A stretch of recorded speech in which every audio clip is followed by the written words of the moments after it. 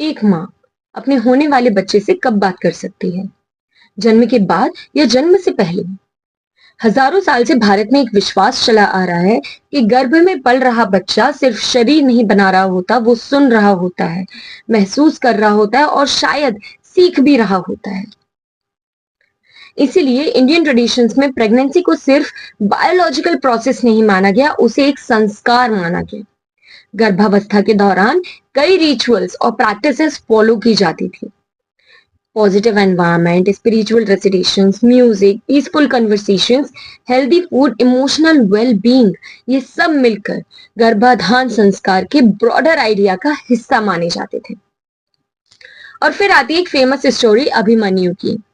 कहानी के अनुसार अभिमन्यु ने चक्रव्यूह में प्रवेश करना गर्भ में ही सुना और सीखा था, और इसी कहानी को अक्सर एग्जाम्पल के रूप में बताया जाता है। लेकिन क्या साइंस भी कुछ ऐसा कहती है?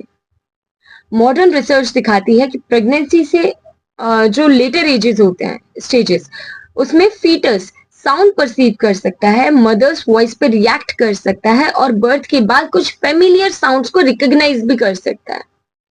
साइंस ये भी स्टडी करती है कि maternal stress, nutrition, sleep, hormones fetal development को इन्फ्लुएंस कर सकते हैं।